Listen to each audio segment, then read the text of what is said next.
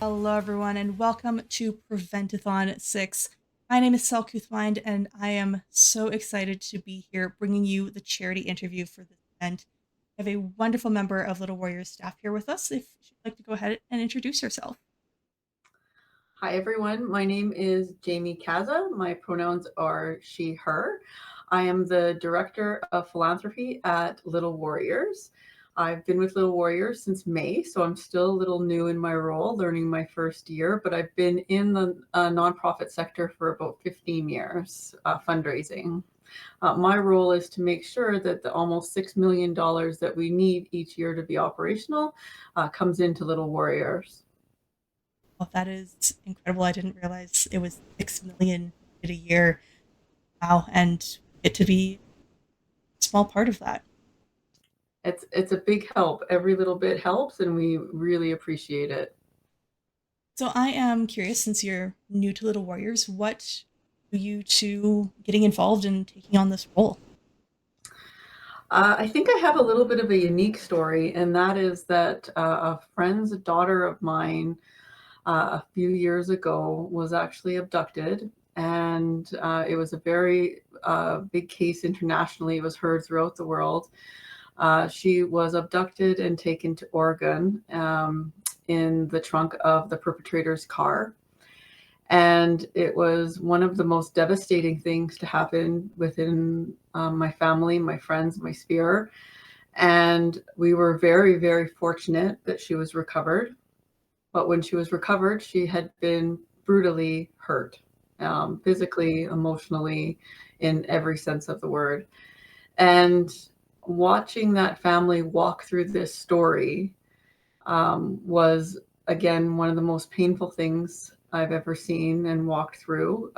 But this little girl has one incredible family, and Little Warriors reached out. They were the only group that reached out to the family almost immediately after she was been recovered. And I got to witness how Little Warriors saved her life.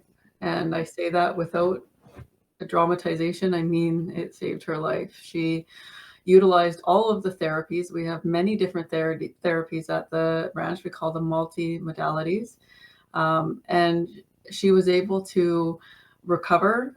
Not, I mean, she will for the rest of her life go through hard times dealing with what happened to her. But this put her on a trajectory where she was able to heal from that hurt and trauma. And not only that, she was able to find some passions that she didn't know she had, such as equine therapy, introduced her to Mm. horses, and now she does horse therapy all the time, and she works with horses. And she's graduating this year from grade 12 and wants to be an art therapist. And so she not just, she thrived. She didn't just heal, she thrived. And so when the job came up, I called her mom right away and said, I see this role at Little Warriors. Do you think I'd be a good fit there? And her mom said, absolutely, you need to go. And so I feel really lucky in the sense that when I'm asking donors to support, I can tell you from my heart exactly why every single dollar, it changes lives, it heals families, it rebuilds futures, and I have firsthand seen that, and that's how I became a part of Little Warriors. What a powerful story. Sharing that. God, it is an incredible reminder of how important that support is. I think from research from Little Warriors that it's something like 75% reduction in PTSD symptoms in the children, which is That's correct. incredible. That's correct. Anxiety, depression, PTSD symptoms. Our system is evidence-based and research fact, and we'll attempt to adjust anytime we need to improve what we do at the ranch. And it's quite amazing to see those kind of numbers. That is absolutely fantastic.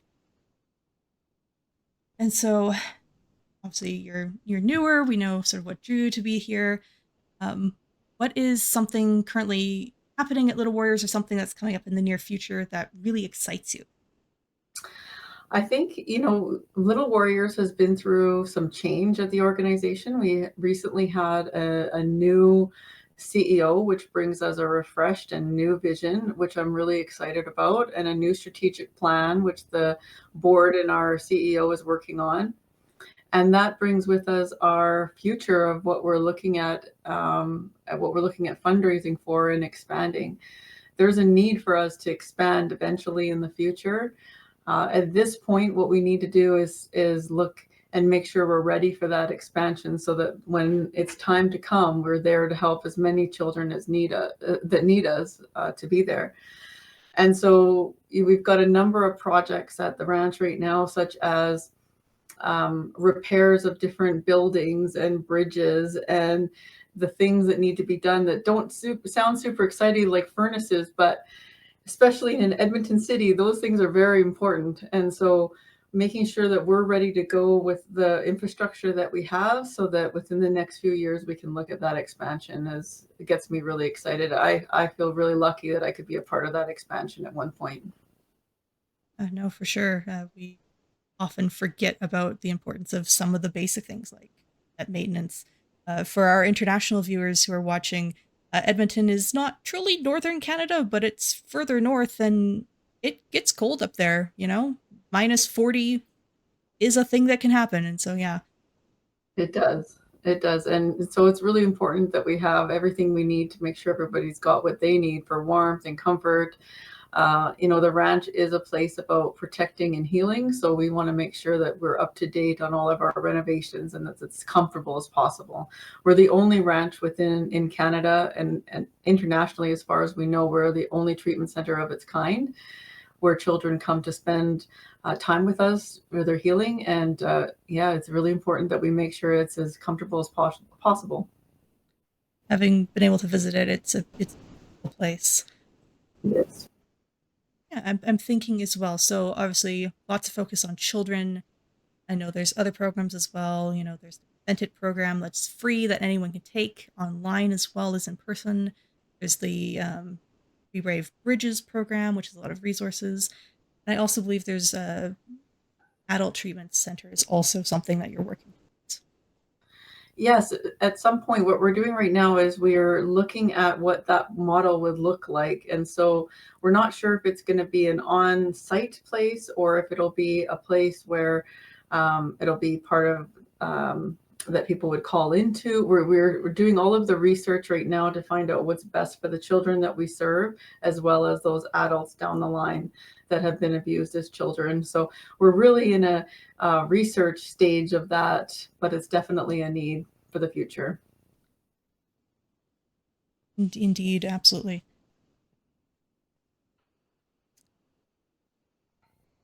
I am curious. So we've talked about some of the things that are coming up. What is something that excites you? Or like, what is something that you think is an exciting opportunity for people to get involved with Little Warriors? I think what excites me the most about Little Warriors is I get to see the impact. I get to, Mm, yes, it is a very hard place and treatment center for the children to come, and they're going through one of the worst traumas that any human can go through. But I also get to see how the impact of the donors' dollars makes that change in their lives. And I get to see them enjoying themselves and having fun and building community within each other and within their therapists, and that support that they'll carry forever. And so when I have the opportunity to sit down with someone and explain why they should give to Little Warriors, I think it's such a gift to be able to give to an organization that can show such immediate impact. Futures are restored by their giving. And so it is something that makes me feel really excited to have new people to sit down and get to talk about the Little Warriors. It's exciting to be able to help them with their philanthropic gift to Little Warriors, and then I'm lucky and blessed enough to be able to see that outcome, and I can share a little bit of that with donors, obviously with confidentiality mm, respected. But telling stories such as like this summer, it was a really hot day out, and the kids were trying to stay cool and had the water going and were washing cars, and they were just laughing like you wouldn't believe, like those belly laughs, getting each other all wet and having such a good time. And for a moment there, they were just kids. And that's what our philanthropic support, your philanthropic support does, is it helps those kind of moments heal those children that are going through so much. It's incredible. And I know there's so many different needs at the ranch. What are some things that the donations go towards when people donate? What does it go towards? Oh, we try very hard to ensure that almost all of our funds go directly to programming. And so we worked really hard with the community to get things done, like the lawn mowing and the shoveling taken care of, and all of the fixtures in the house put together, new dishwashers, all of those things donated as much as possible or through grants, so that donors' dollars can go directly to programming. And that programming serves children over the course of a year of over 200 hours of therapy, whether it's through group therapy, individual therapy, art therapy, animal assisted therapy, music therapy, exercise, things like that. It goes directly to those programs. And we have a really low rate of admin fees because we work so hard with the community to support us as much as possible. So those dollars go directly to the children. We're also always looking for donations for our magic room, and that's a space that children get to go to pick a toy upon their first night of staying at the ranch, which could be a hard time, your first night being away from home. So we're always looking for donations for that. We also always look for donations of coats and boots and clothing, because a lot of children don't come with everything they need. Many of our children come from poverty and they either don't have it or the item isn't in a good enough repair for what they're needing. So we're always looking for that. But the most help that any donor can give us is that monetary donation, because then it goes right to their therapy. It is absolutely valuable to know. If you are in Canada, if you're in Alberta region, I want to donate to some of those physical needs, there's a list on the website, I believe, correct? Yes, we have a very extensive list on the website.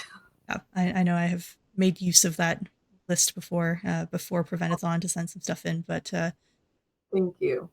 yeah, every dollar counts, right? As you said, Every, it's yeah, 6 million a year is needed, but that's right. if everyone donates $5, you get to 6 million pretty fast. That's right. And again, we're the only treatment center in Canada, and we are not aware of another treatment center like ours. So we have children come from all over Canada. We have children come from the States. We have children come from all over the world. It is free to children that are staying with us within Canada, because that's where we typically fundraise the most from. There is a fee if you're coming outside of the country, but it's a minimal fee. And what we try to do for those within Canada is we make sure there's no barriers. So treatment is free, coming to the ranch is free. If you need a plane ticket, if we have to fly mom with you, whatever we need to do to make sure that there's no barriers. But we do serve children all over the world. And thank you so much for all the work you do. I speak on behalf of, as a survivor myself, many survivors within our community here at Prevent-A-Thon. Mhm. The work that you do and the fact that we get to help with these events, I know brings so much hope to me, and I know it brings a lot of hope and joy and peace and reassurance to our community as well. So thank you. Oh, thank you. And thank you to anyone that's supporting us and or considering supporting us. And you're right, there are, one in four girls are and 1 in 6 boys will likely be assaulted by the time they're 18. So there's many of us survivors out there, and this is incredible and important work, and we're only able to do it because of donors like yourself and all those listening and those participating, because every dollar that comes to the ranch we have to fundraise for. Well, thank you, Jamie, so much for joining me. Is there any final last words, anything that you would like our viewers to know?